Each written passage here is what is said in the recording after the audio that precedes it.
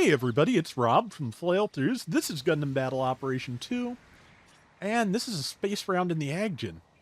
I had a pretty good string of rounds this last week when I was trying to grind out the level 3 Ag and the level 4 Shin Matsunaga Zaku FS, and just happened that there was a 350 space banner to do some of them on, so I got a space round in the Aggjin, which went really well.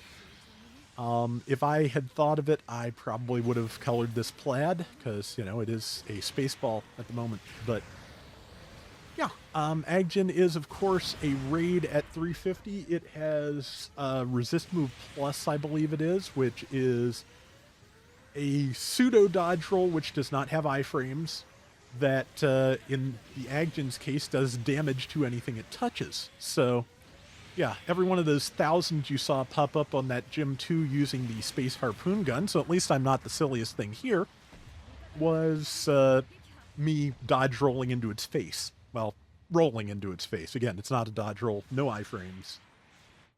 But, yeah, like I said, I had some good rounds. Aggjin is fun to mess with. I feel like this is a good map for it, and space is a good place for it, because there's more places to get away to. And my biggest problem with the Aggjin on the ground and getting a good round with it has been that I like using the spin dash there, and it is just not quite safe to do that as much as I like to do it. So yeah, it's not really. It has its moments, but it's not really a functional plan of main attack, even if the thing can do it like 4 times in a row. I ran by the Skure there because I wanted to see. There we go. It is, however, a great follow-up on your melee.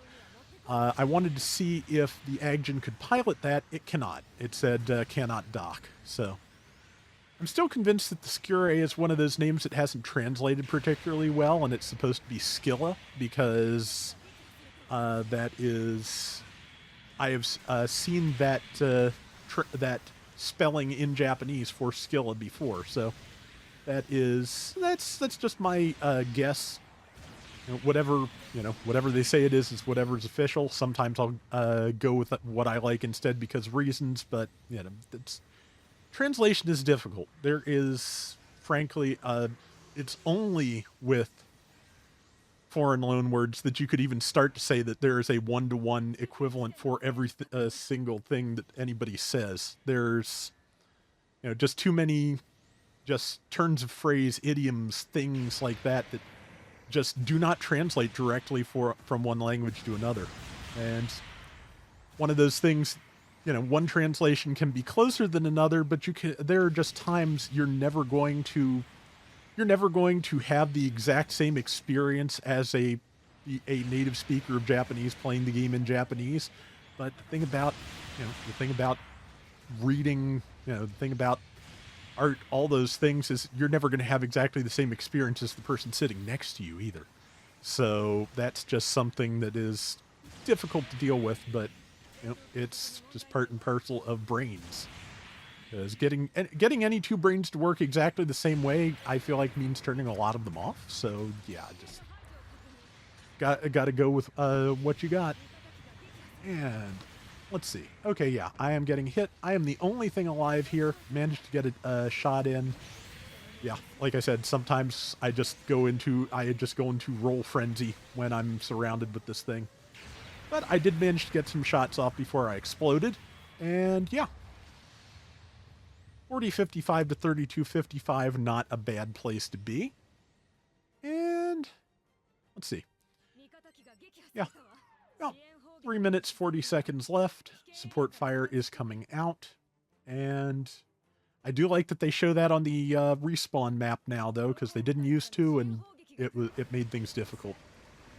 And boy, that stripe shows up nice and clear in the in the dark of space. So me in the dark of space was having a little bit trouble getting a bead on that Zuda F.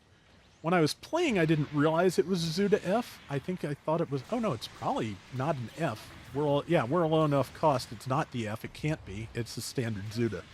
I was confusing it with another round I had recently where At 500, when I was getting the Engage Zero Incom type done, the level 2 Efreet Jaeger has been very popular lately, I feel like. So, and I got a round where I was very confused because I was fighting an Efreet Jaeger, and occasionally I thought it was an Efreet Jaeger, and occasionally I was getting heavy staggered, and it turned out they had an Efreet Jaeger and a Zuda F. So, yeah, two general almost snipers.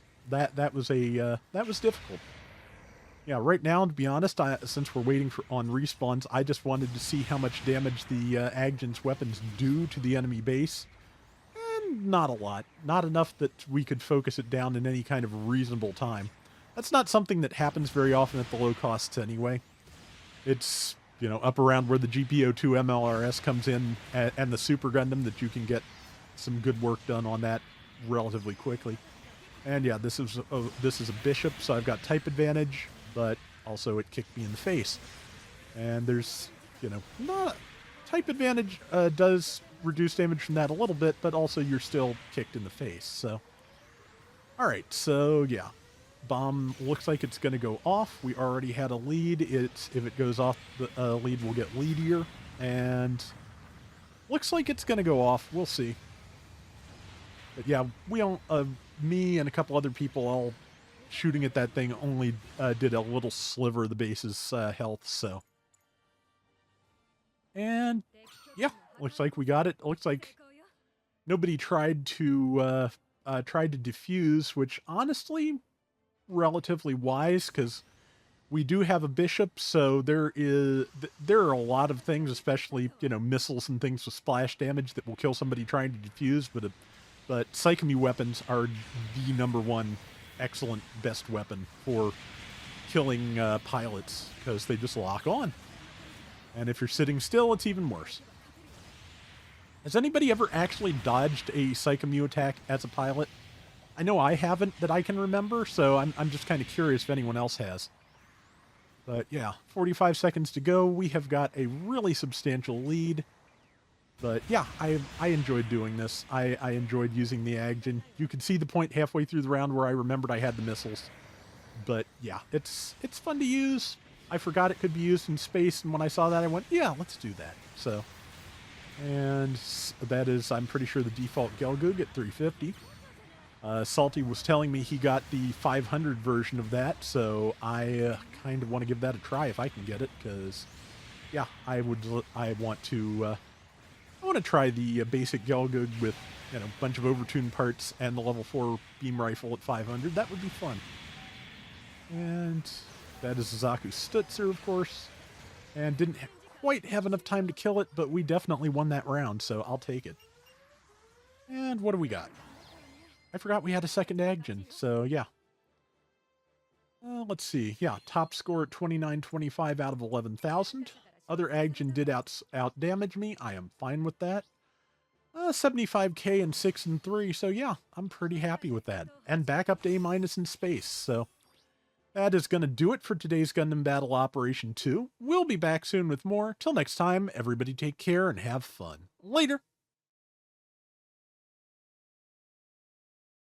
I'm really looking forward to that Gundam Breaker 4 beta, so I believe that is at the other end of this week. So yeah, looking forward to giving that a try, seeing what it's like. It's going to be nice to have a new one of those.